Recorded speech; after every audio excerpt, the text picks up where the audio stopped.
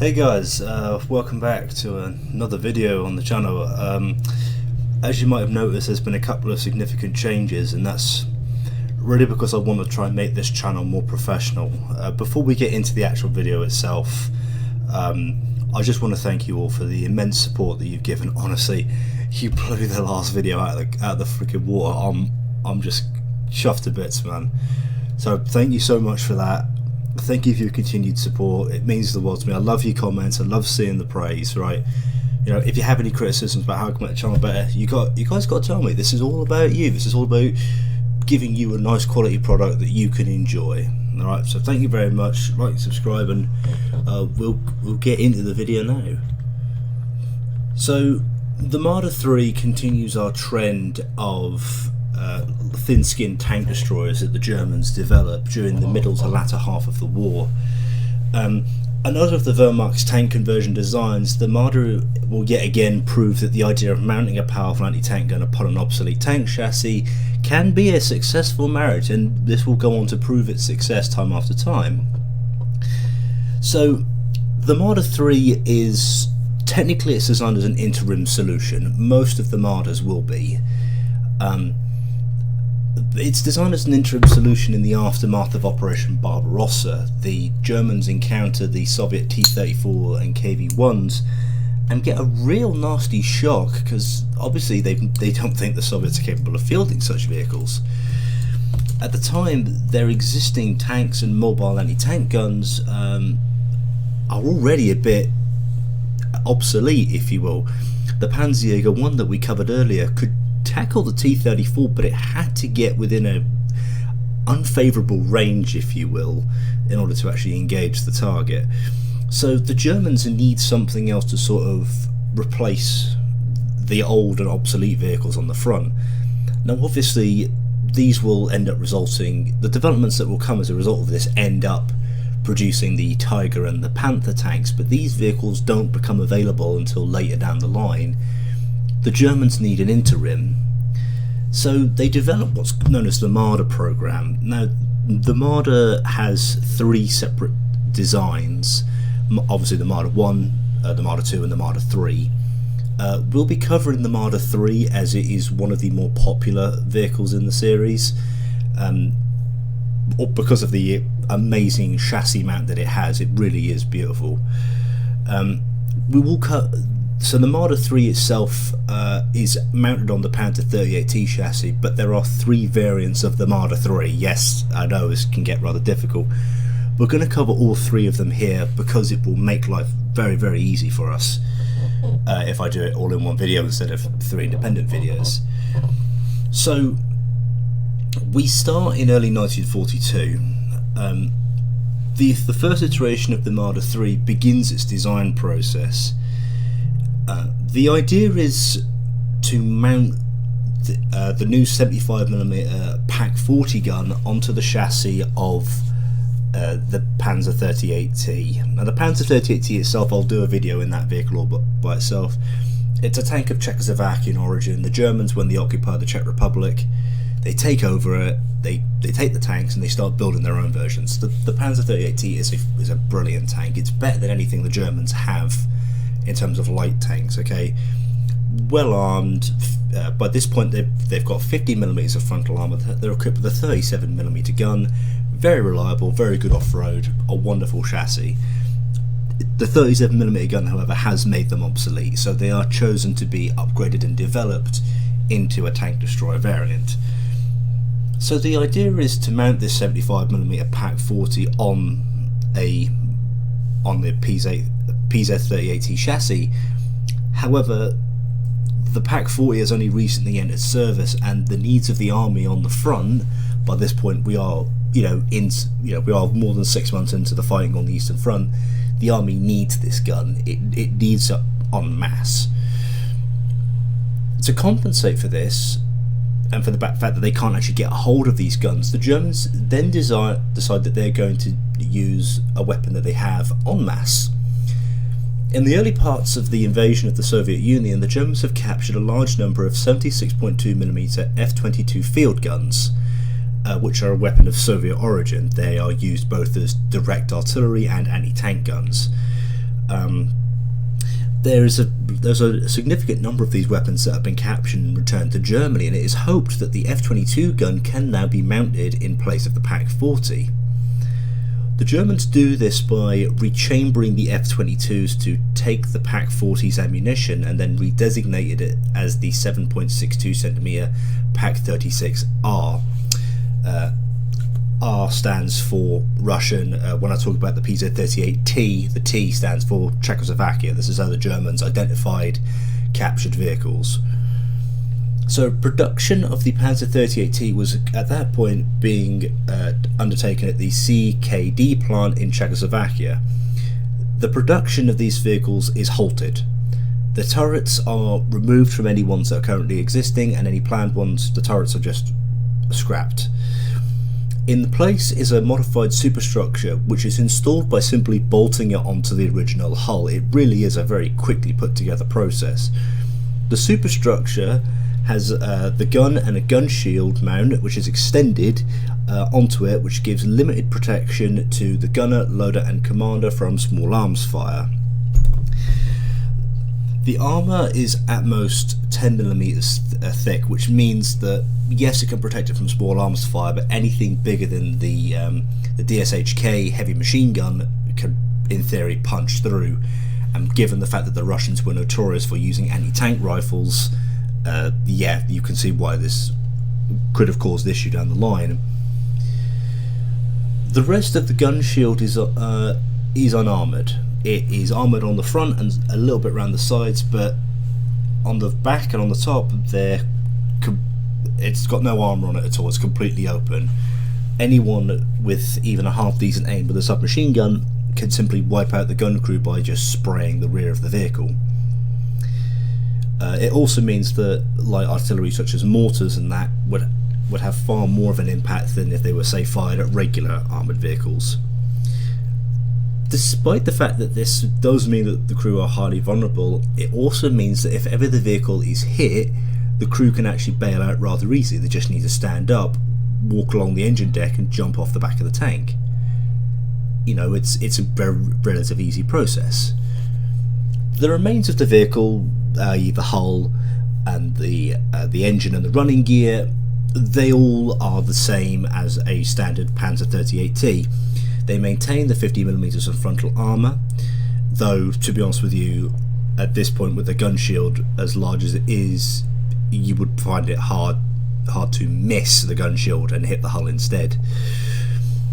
The vehicle is capable of achieving 42 km an hour and has a max range of 210 km. The engine is a Praga water-cooled 6-cylinder gasoline engine which gives the vehicle a max output of 148 horsepower. The engines on all the vehicles would remain the same. This is why the Marders gain a legendary reputation in the German army for their reliability. The vehicle also retains the 7.92mm MG37T, which is effectively a Czechoslovakian machine gun mounted in the hull, which the Germans rechambered to fire their own ammunition and continue to use. The machine gun itself has a very limited traverse, but does still have the ability to defend the crew from close-range infantry threats from the front. So the vehicle goes into production in mid-1940s, early to mid-1942, under the name of Panzerjäger 38T for 7.62cm Pak-36R SdKfz 139. Yes, the Germans are ridiculous when naming their vehicles. I'm not even going to try and brush that aside. So between April and November 1942, the Germans produced 334 of these vehicles, and they are very, very good as interim combat vehicles. They serve their purpose on the Eastern Front. The Soviets encounter them with alarming regularity and realise very, very quickly that they are highly effective at what they do. But the Germans know that this vehicle can't be the end of the production line. It's incredibly good. It does its job well. It can engage any Soviet armour in the field. It's reliable, it's rugged, it works on any terrain you put it on. Truly, when we say that Skoda can build a vehicle, they can build a tank, right? They can build a very good tank.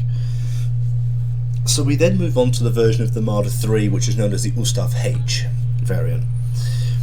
This immediately follows the original Marder on the production line. Quite literally, they simply just cancelled the first vehicle and put the H into production straight behind it. So changes to the vehicle are significant from the term of the visibility point. The gun shield is relocated from the front of the hull to the middle section of the vehicle, which actually places the crew on top of the engine deck. The gun shield itself is relocated and reshaped. It is reduced slightly in height and is then almost sort of a horseshoe shape, so it curves more round. This provides slightly more cover for the crew and also means that small arms fire is made yet even less effective because of the angling of the metal. This also has the added benefit of keeping the height of the vehicle low and improving the ability to stay concealed, which means that the ambush potential of the vehicle is significant, bearing in mind that these vehicles in service will see use largely as overwatch and ambush vehicles. This is incredibly handy for them. Despite the new advantages of the design, there are some inevitable setbacks. The centre mounting of the fighting compartment is over the engine deck. This means that the 3-man crew has to fall to a 2-man crew because there's not enough space for a 3rd man. You know, the engine deck is quite tall. It's not ideal. It would also mean that the 3rd man would be having his arse over a very hot engine for most of the battle. I think that even he wouldn't enjoy that in the freezing cold of Russia. This has the unfortunate part of making the commander have to perform a dual role. Anybody who's studied French and early British tanks will understand that when a commander has to act as both a commander and a loader, his overall effectiveness is reduced. Anybody in the chat who has actually served in the armed forces, by the way, and has served as either a commander or a loader, feel free to put in the comments, by the way, how much of a bitch it would most likely be to do both jobs, okay? I've never served myself, so I can't say, but from what I've read and from what I understand from modern crews, having to do more than your current job would be a bitch of a task. So, another issue that is suffered, of course, is the fact that the fighting compartment is still open, which means that, again, rear or top attacks are a significant issue, especially in urban environments. Anyone who's watched Saving Private Ryan will tell you now that a Molotov cocktail on top of a tank destroyer is a very nasty thing to suffer. The biggest change, however, is that finally this vehicle introduces the 75mm Pak 40 gun. The army demand is largely fulfilled.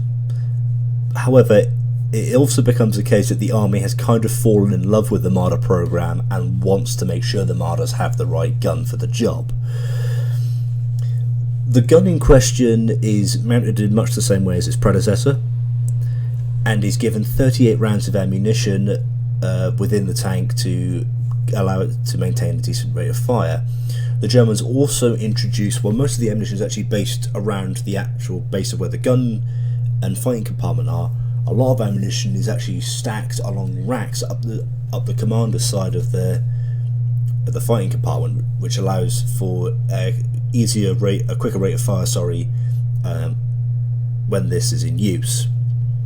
The vehicle would also retain the 7.92mm MG37T machine gun.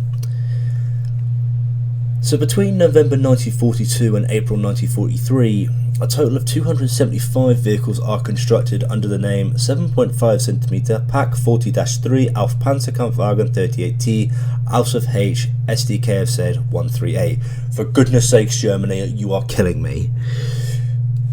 During 1943, another 175 vehicles are converted from Panzer 38Ts returning from the front.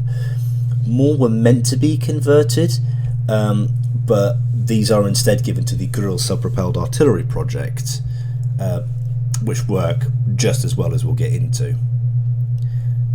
So finally we move on to the last vehicle in the Marder series. It is the Marder Ausf M SdKfz 138. This shares the same SdKfz designation as its predecessor, but they do have a lot of distinguishable features. The layout of the M is the biggest change. It takes inspiration from the Grill SPG that we mentioned previously and shifts the entire fighting compartment to the rear whilst the engine is moved into the middle of the machine in between the driver and the rest of the crew. This has huge advantages for the machine. The fighting compartment being no longer based over the engine deck means that the tank can be much smaller. I think it nearly drops like half a foot. It is ridiculous. It also means that the crew can return to having a 3-man crew, which means that the commander doesn't have to worry about trying to load. He can just focus on identifying targets and hitting them. Crew safety is also massively increased as the rear is used as armour protection for the crew, and there is a door actually installed so that the crew can actually open up and hop in and out more easily rather than having to climb on top of the vehicle like they had to do when they were mounting the previous two. So the safety is increased more and more. The top is still open, but it has been assessed by this point that this is actually offering a lot more of advantages, as it means the commander doesn't have to look through his sights. He can basically just move his head across the top without having too much worry about getting hit. There are a couple of setbacks. Obviously the roof being exposed is one of them. Ammunition drops to 27 rounds, but like I say, with a new loader up in the equation, that isn't too much of an issue. It is also well known the fact that most Panzerjäger crews tended to carry around excess ammunition in places where they shouldn't have done. They were risky, I'm not going to lie. So the hull itself gets substantially modified. The machine gun port is completely removed, and the rest of the vehicle is sort of flattened and made a lot more streamlined looking. Armour remains the same, and everything else remains the same. The running gear, the engine remains the same. Everything remains the same. The only thing that really gets changed is the machine gun, and it looks slightly different. To counter the loss of the machine gun, the crew were given either an MG34 or an MG42 and mounted it on top of a gun shield. They tended to have only the one gun, though it was not uncommon to hear of Panzerjäger crews quite simply finding machine guns lying around and simply attaching them to the top of the vehicle and using them for self-defense purposes, though a lot of the time the guns were instead used as actual ranging weapons to obviously hit targets at distance. Construction of this vehicle would run from May 1943 to May 1944 and would produce 942 vehicles under the classification Panzerjäger 38T mit 7.5 cm Pak 40-3 Ausf M SdKfz 138. This would be the last of the Marder series. The vehicle's intended replacement was the Hetzer.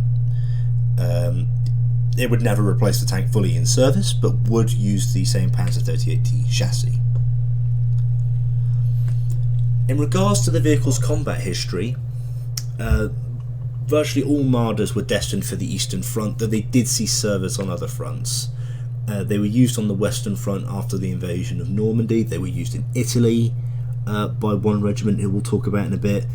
Apparently a few of them still service in North Africa as part of the Tunis campaign, but were either captured or destroyed before they saw major combat. We don't really have any combat reports. So the Marder sees widespread use by both Heer and SS anti-tank battalions for the duration of its time. They're favoured by infantry units who need a vehicle capable of rapidly responding to the ever-changing environments of the battlefield, especially in the latter half of the war when breakthroughs by Soviet armour needed to be contained. The Marder could perform the role of containment, but this wasn't the role in which it was most effective. Its most effective role is ambush or overwatch. In ambush, obviously, it can engage targets from favourable positions without them even realising, and in the overwatch role, it can largely have targets pointed out to it by friendly infantry, and then use its incredible sights and very good ammunition to engage targets at distance. The equipping of the Panzergranaten 40 APCR ammunition only extended this ability. The The vehicle did see service with Luftwaffe field divisions in the latter half of the war, but their success as part of the Luftwaffe divisions are lessened because the infantry and Luftwaffe field divisions are not as high quality, and therefore the usage with armoured vehicles is less successful. It's just the way that, unfortunately, that was. The vehicle's most successful service is with the 1st Fallschirm Panzer Division Hermann Göring. A number served under the regimental designation of the 1st Hermann Göring Tank Destroyer Regiment. So this regiment shows the best example of vehicles used in combat, with constant rear guard delaying actions whilst in service in Italy. They were able to keeping the enemy at bay for long periods of time and inflicting significant losses whilst allowing their own division to retreat largely unscathed from enemy contacts. Now granted, the terrain of Italy in which the regiment fought is ideal for defenders. This is without a doubt. Italy favours anyone on the defensive. However, their role is still substantial because even if they hadn't been there, the chance of the division being overrun was quite high. You know, the division, despite it technically being called a Fallschirmjäger Panzer Division, you know, couldn't move as quickly as it would have liked. One of the main points which is nearly always brought up whenever you look at any kind of combat reports or any frontline reports to do with the vehicle is the reliability. Repair and recovery of this vehicle is so easy because it is incredibly light compared to most other vehicles in the German army. There is an innumerable number of spare parts, and the Czechoslovakians built these things to last. This is the same across any of the 38T chassis that are in use. Okay, the Marder across the board, well, the Marder III across the board especially, is highly reliable. They're more reliable than the Marder II mounted on the Panzer II chassis. Don't worry, we'll get to those. And even more than the Panzerjäger 1, you know, which is a hard thing to say, given that both those designs were designs that were built by the Germans, and the Germans who knew them very, very well. In total, the Marder III is one of Germany's most effective wartime tank destroyers. It is often overlooked, especially in the latter half of the war, with things like the Ferdinand and the Nashorn and the Jagdpanther and Jagdtiger all coming online, and they seem to just forget that the Marder IIIs are still in service. They finished the war in actually incredibly high regard, especially amongst those that use them. Their reliability and effectiveness means that they just stay in service for so long. In February 1945, one of the last full reports we're able to get our hands on, reports are coming in that there are still some 350 Marder III Ms still in service with the German army.